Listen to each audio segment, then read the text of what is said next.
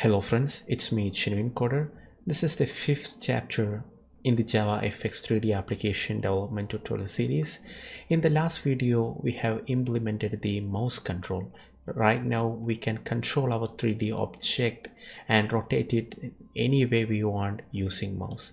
In this video, we will see how to control the third dimension, the z-axis, using mouse scrolling. Currently, the only way to make this object closer or go far away from me is using the keyboard. I mean, when I press on W, it goes away. When I press on S, it comes closer to me. So what I am going to do in this video is, based on the mouse scrolling, I am going to control the z-axis. So what we have to do is, whenever there is a mouse scroll event inside this scene, we have to take how much it is scrolled and move the object in the z-axis accordingly. So let us do that in the init mouse control section. Here I need the primary stage instance, so I am going to pass my stage instance here. So stage, then here I'm going to pass the primary stage. Okay, so we got the stage now. Now all that we have to do is to add an event handler to this stage. So it has to be a scroll event. So ScrollEvent.SCROLL. So whenever there is a mouse scroll event, we will be called to this event handler. Okay, now we need to find out how much it is moved. So that can be taken from the event. So this event will contain getDeltaX and getDeltaY. So getDeltaX will provide how much the mouse was scrolled in x-axis. Normally mouse don't have the x-axis scrolling, it only have the y-axis scrolling.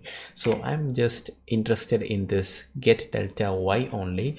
So this will give me how much it is rotated. So if this is a positive value, then we are scrolling it forward. If it is a negative value, then we are scrolling it backward. So we can use that for the translate C property. So group.translate C property dot set, then we have to get the current translate property, get translate set. Okay, we don't need the property, we can just take the get translate set. Then we just have to add the movement, or simply we can call it delta. So that is the difference in the y-axis. So now let's just run the program.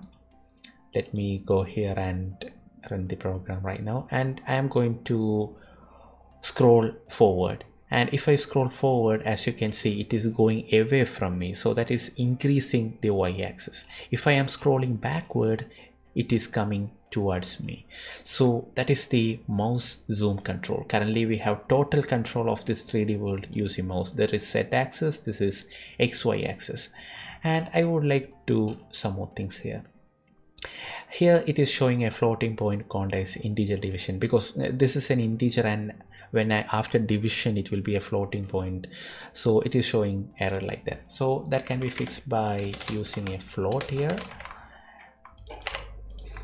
So that is also fixed. So that's the end of this video. In this video we have seen how to control the z-axis using mouse scrolling, and right now we have the total control of the 3D world through the mouse.